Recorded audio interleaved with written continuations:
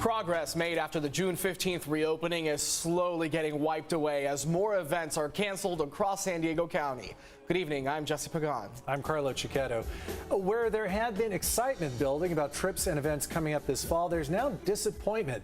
Despite rising cases, city and county leaders did celebrate the reopening of the downtown convention center for events this morning. But meanwhile, the county reported 1,273 new cases on Thursday, the highest daily total since February 5th. News 8's Steve Fiorina has some of the latest event cancellations. This park would have been packed the evening of September 12th, but the music won't be playing. COVID. Look at the crowds of happy faces in years past when live bands were on stage at White Park. Hundreds and hundreds were expected again for the first post-pandemic concert in nearly 2 years. The governor lifted the mandate. We thought, okay, we'll sneak one in September, and just right before the kids go back to school. I guess with the D variant out there, that's not going to happen. There is disappointment in the neighborhood. Absolutely. It's all about keeping our community safe, and to have to police people 6 feet apart and all of that would be very tough to do because we're all ready to get back out there. We're all ready to give hugs and, love on our neighbors who we haven't seen, some for almost 2 years. We do a surf trip. Travel plans are taking a hit as well. Brad Cox has dozens of snapshots on display in his garage. Vacation trips with friends over the years. Fun times. The next one being planned, though, has been canceled. We had 45 people. We were heading down to Cabo San Lucas. We had to cancel our trip because of COVID. It was very disappointing to us. A beautiful resort and smiles guaranteed. But COVID is too big a risk. One problem would be if we got into Cabo and got COVID, we couldn't get out for 2 weeks. That was a big decision. 24-hour fitness at Miramar is staying open with some rules about masks. It looks like we're going to be continuing to require masks for unvaccinated individuals, but for individuals who are vaccinated, it will be left up to their personal choice whether they'd like to wear a face covering or not. So what we've been doing is following state and local guidelines. So if the county goes back to a mandate for masks, then we will follow suit and align with the county. Some are wearing masks, not all, everyone trying to stay safe and knowing everything could change tomorrow. Steve Fiorina, News 8. Now, as cases of the Delta variant go up, new data from the CDC shows how easily it can spread. We'll have more on the breakthrough cases and what doctors are recommending in our second half hour.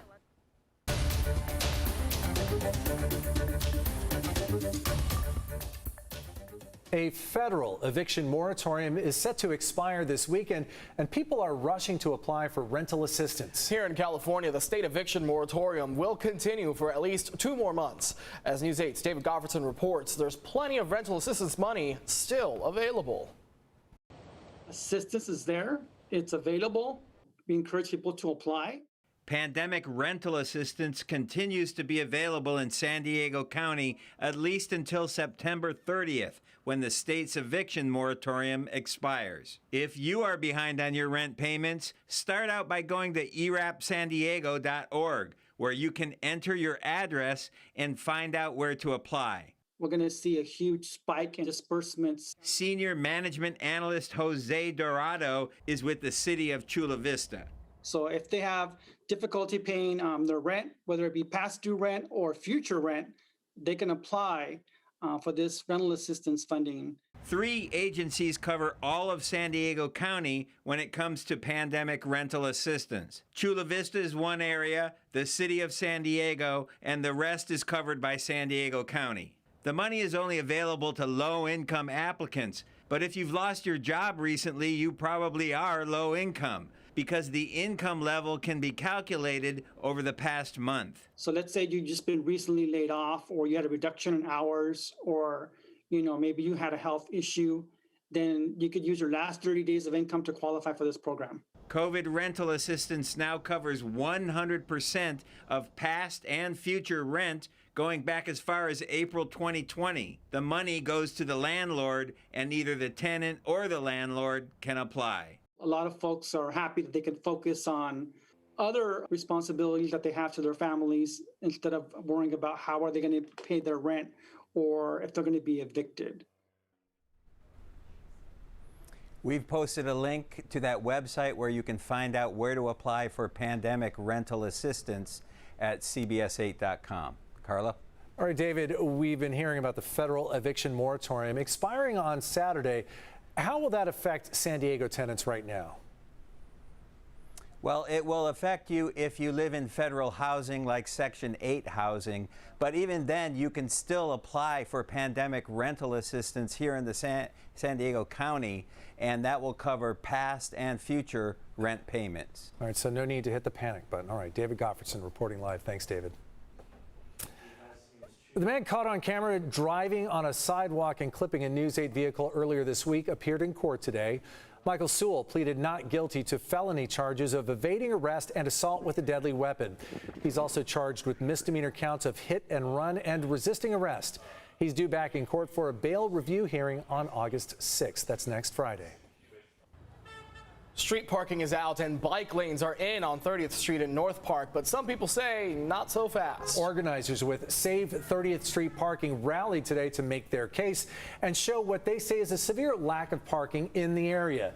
They say an already tough parking situation has been made that much worse by new bike lanes, and they're taking their case to court. News 8's Kirsten Holmes is live in North Park after talking with people at the rally. Kirsten, both people for and against all of this had some points to make today. That's right, Jesse and Carlo. I'm here at the intersection of North Parkway and 30th Street, where if you take a look beside me, this is one of those hot button issues for folks in North Park, the brand new bike lanes up and down 30th Street. Now, folks against the bike lanes say the lanes are not worth losing more than 400 parking spaces, and they're hoping a judge will agree with them. Meanwhile, those for the bike lanes say these lanes save lives.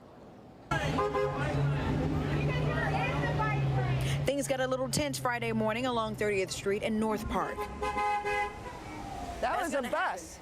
That's a bus in agreement with us. Pat Sexton with Save 30th Street Parking says the new bike lanes on 30th Street have got to go. That's why she organized a rally with signs like "Honk if you need more parking," which drew plenty of car horns. Most days I'm riding with my 4-year-old son in the back, and I wouldn't normally be riding on 30th, but now that they put these in, I feel more comfortable riding with them. And that's why Kalisa Bowling says she's happy to see the new bike lanes installed along 30th Street. Kalisa attributes this to growing pains. We're going to have to make some transportation changes, and people don't like change. All of the on-street parking was full, and that was before they eliminated 400 plus parking spaces.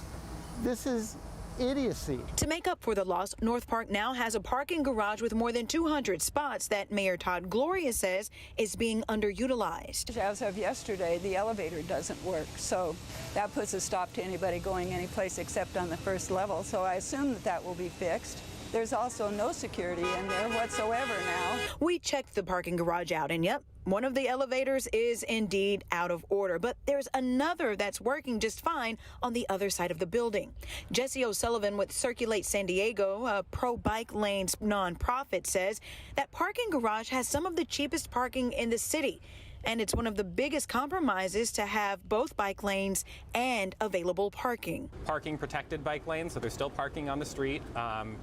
There have been accommodations for disabled people by putting more disabled parking, as you can see right here and right here, next to 30th, and then there's the parking garage. As for Pat's compromise on the parking versus bike lanes debate, you need to take this out and put it someplace else. Jesse says those bike lanes save lives. Is a choice between saving lives and convenient parking, and I think it should be clear to people that saving lives is a more important priority. And I don't think a post is going to keep anybody from getting hit in the bicycle lane. Save 30th Street Parking will have their day in court on August 11th. Their goal is to strip 30th Street of these brand new bike lanes. Meanwhile, Circulate San Diego is having a big bicyclist rally this Sunday morning to celebrate the new bike lanes in the area. That's going to be this Sunday on 30th Street at 10 o'clock in the morning. Back to you. Thanks, Kirsten. As we are facing what could be the worst fire season in the state's history. Earlier today, Governor Gavin Newsom was one of the Western governors who met with the president and vice president and asked for more federal help. we're blowing past every record, and not in a good way. Governor Newsom and 6 other governors were part of a meeting to talk strategy and the need for resources. Newsom says major issues include getting emergency fuel supplies for aerial firefighting and the need for more boots on the ground. And local firefighters are getting a little help when it comes to eliminating wildfire potential. These goats, they're not kidding around. They're just doing their part to help clear brush along Interstate 8 in El Cajon, working hard this afternoon.